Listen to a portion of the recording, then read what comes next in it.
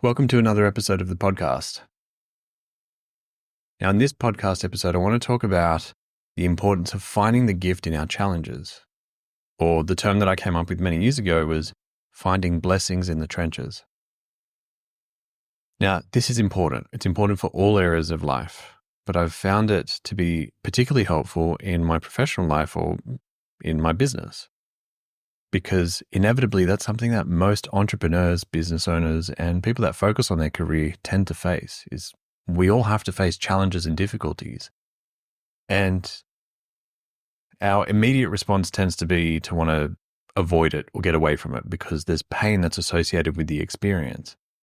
But in truth, I've found avoiding it perpetuates the pain. It makes it drag out. It takes longer for it to be dealt with, and it can even exaggerate the pain and make the pain feel bigger than what it actually is. So instead, the strategy that I chose to use, and this has been inspired by many brilliant people, but the strategy that I chose to use was to lean into the challenge and see if I could find blessings or a gift in the experience, rather than trying to avoid it. And that tended to help me find opportunity that I wasn't seeing before, but it would also unlock a sense of gratitude for what was happening. Now, that gratitude is important because it would assist me in experiencing a desire to persist, and it helps me develop resilience, which is what we need when we're pursuing something that has meaning to us. Because we can't escape challenge. No matter how much we try to, no matter how much we try to avoid it or stay away from it, the truth is we can't escape it because challenge and difficulty is a part of life. It's what keeps things in check, because if things were all easy with no difficulty whatsoever, we'd become lazy, we'd slow down, we wouldn't be very productive at all. So it's the challenges that assist us in holding us accountable and helping us perpetuate our growth. And so for me, leaning into the difficulties and seeing what the gifts are that I can extract from them has been crucial to my sense of longevity in my career and building my business. I would have given up a long time ago if I didn't have the ability to, or the desire to lean in and discover what the gift is and find the blessings. You know, it makes me think of this quote from Winston Churchill, where he says, "Success is the ability to go from failure to failure without losing enthusiasm," which I think is quite insightful. I would probably make a couple of modifications to his language, but in essence, it's quite a beautiful statement in that that's where the resilience lies. Because when we're looking at failures or difficulties or challenges, we tend to come away from them feeling beaten up by them or seeing them as negative. Whereas if you can find the gift or the blessing in what the experience was or is, you're more likely to maintain a sense of enthusiasm to keep going. Because when you extract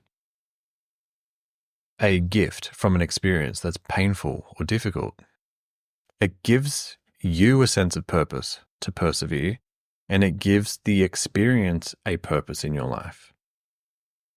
And that's really important because without a sense of purpose in the experience, it becomes difficult to have the desire to rise to the occasion and continue to persevere. I've had clients who have had to navigate really challenging times in their businesses, and they know while they're going through it, because of the work that we've been doing together, they have said to me, "I know this is going to help me in this business in the future. And if not this business, if it doesn't survive, it's going to help me in my next venture because of the lessons I'm learning in this business." And for the other clients that I have who have a desire to be a mentor at some point in their career, they share that they know that what they're learning from their experiences and the difficulties that they're learning now, they're going to be able to share those insights with a younger generation of entrepreneurs and CEOs when they become a mentor themselves and they can share the insights that they've had. You know, Phil Knight wrote Shoe Dog, his book. He's the founder of Nike, and he wrote this sort of journal entry of a book, a story of his experience over the decades up until I think it was the 90s. And while it was somewhat of a journal entry and a story of the story of how Nike came to be and the various challenges that they had to face on their journey, there's a lot of insight and wisdom in those pages for entrepreneurs. So it's almost like he gets to transfer that knowledge from his own challenging experiences. So for those of you in business or even in your careers who are challenged by a lot of difficulties that you're facing right now, I recommend reading his book. It's a great book.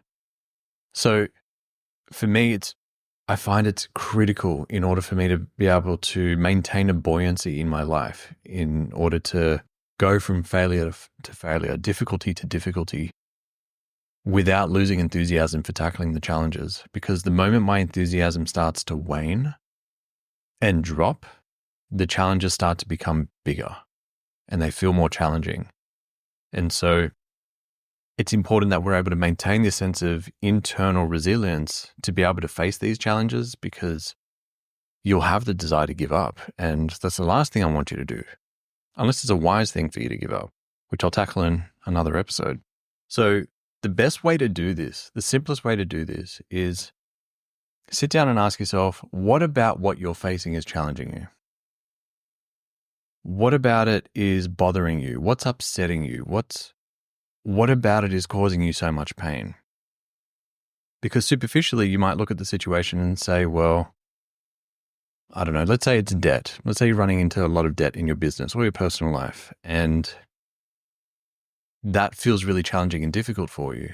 You want to identify what specifically about that is so bothersome. What about that is affecting you so much? And the reason you want to ask that question is because while being in debt may be an obvious challenge or a problem for a lot of people, the debt itself may not be the issue. It's what the debt means to you, what it represents to you. That's the problem. And so by drilling into it and asking yourself, what about having this debt or digging myself further into debt is such a problem for me? And you may find that what you start to extract, and this is what I've seen with others and myself included many years ago when I was in debt, was that there may be a belief that you're not sure if you can dig yourself out. And so what it's actually bringing up is a sense of feeling trapped or feeling hopeless or helpless, or that you perceive you don't have what it takes to actually break this cycle of getting yourself into debt. And so you want to see if you can it's sort of like double clicking into what the problem is, so you can extract an underlying understanding of what's going on in there.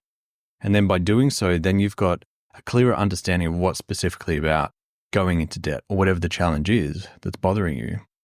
For example, it may be that another idea that comes to me is if your business is failing and you're having to stare down the barrel of shutting it down, what's so challenging about that? Is it that you've got to let go of your founding executive team? Is it that you've got to deal with telling suppliers that you can't pay them? Is it that you've got your personal name on the line and your reputation and you've got to deal with potential damage control on that? Whatever it is, you want to zoom in on or double click on what the underlying issue is for you and why it bothers you so much, because that's going to reveal a lot.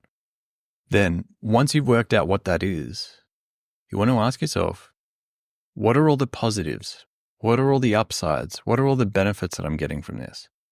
What's the gift out of this experience? Because there's more than one gift. And start listing them out. How's it helping you?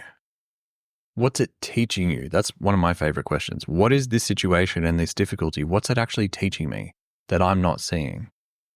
Because I like to look at myself as a student of life, and I look at my challenges just as much as my successes as teachers, constantly teaching me. It's just up to me whether or not I'm actually paying attention and listening to what the lesson is and what the teacher is saying at the time. But I look at my challenges as teachers. So what is it teaching you? What are you learning about the challenges that you're facing? Or what are you learning about yourself? What is an insight that you haven't yet discovered about your experience that is actually going to inform and enhance your life? Asking myself that question whenever I face a difficulty has been transformative. Now, I want to be really clear here too. This isn't positive thinking. It sounds like it, but it's not. Because positive thinking is almost like getting delusional about thinking everything is positive. I don't see finding a gift or finding a blessing as being a positive. I actually believe that to be the center between the two extremes of positive and negative. So you feel what you're navigating right now is a negative experience. And then you've got on the other end of the spectrum, you've got an extreme positive view on it. And then in the center is what I describe as the blessing or the gift or a sense of gratitude. And so you don't want to swing into the positive, because what tends to happen is when we swing into getting overly positive, something will come into our lives that's going to try and bring us back to the center, but we tend to swing past the center and go back into the negative. But if you're self-regulating and you're bringing yourself, but you're stopping at the center, you're more likely to access a deeper sense of gratitude and appreciation rather than swinging from one extreme to the other, which is how most people operate.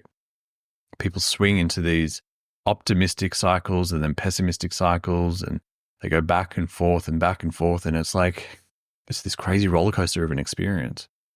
I'm not surprised people get motion sickness, if that's a thing. So ask yourself, what's the benefit? What's the upside? What's the gift? What's the lesson? What am I being taught here?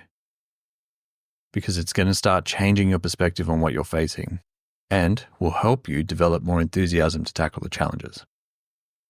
Now, there's one last thing I want to share with you that has been really helpful for me whenever I'm facing difficulty or anything in life, to be completely honest, is that I say to myself, and I had this as an affirmation many, many years ago, because it was an insight that I unpacked through my experiences, which is everything that is happening up until this moment is preparing me for what comes next. Now, that's been true throughout your life. Everything that has happened up until whatever moment in your life was preparing you for what was coming next, but you didn't have the foresight or the prophetic abilities to see what was coming next. And then it wasn't until that came down the pipeline, you had to deal with that, and then you reflect in hindsight and you connect the dots, looking back, as Steve Jobs says, and you can see all the connections and see how all these different experiences were preparing you for that particular instance. That's true at all times in your life. Everything that's happening, everything that has happened, is preparing you for what comes next. That's been true in your past, that's true in your present, and it's certainly going to be true in the future. So if you're going to look for the gift of an experience, you want to make sure that you're reminding yourself of that insight, because it can actually give you a sense of gratitude, I suppose, that it's not all wasted. This isn't just some kind of sick game that life is playing, like a cat with a mouse, playing with it and holding on to its tail and kind of throwing it around and stuff like that. That's not how this works. It's all a gift. It's just a matter of whether or not you're willing to find the gift and extract that from the circumstances. Now, I'll also add really quickly, the gifts are not limited to the area of life that the challenge is showing up. So let's say you're facing a lot of difficulty in business. The gifts from the challenges in business are not limited to helping you in the business. They can help you in your financial life. They can help you with your personal life. They can help you with your physical well-being. They may even help you with your spirituality or your connection with your loved ones. So when you're extracting gifts, do not limit it to that particular area of your life. Sure, start there and that can be helpful, but explore the other areas, because as much as we like to think we can't actually compartmentalize our lives. That's really difficult to do. And I've worked with people in the military who you would think if there's anybody that are able to compartmentalize their lives, they'd be at the top of the tree, at the top of the pyramid of being able to do that, but they struggle with it just as much as anybody else. And that's because you're human and you take stuff from different areas of your life into other areas of your life. So the same is true for the gifts. Just as much as you take problems and challenges from one place to another place in your life, the same is true for the gifts. they translate, they bleed through from one area to another. So make sure you explore those different areas of your life and how this challenge may be informing and creating gifts and opportunities and lessons throughout all different areas of your life. So, with that being said, I just wanted to quickly drop that in there. I thought this might be a nice little quick episode just to keep you going. Please come back to it whenever you navigate difficult times. Come back to these insights because I certainly do. I've been doing this for a really long time, and to this very day, I still keep coming back to this exercise because it's helped me and it continues to help me. It'll keep me going, and I know I'll continue to use it for many decades into the future. So with that being said, I hope you got some value from this. Thank you for being here. I'm Giorgio Janis. I'll see you in the next episode. Bye.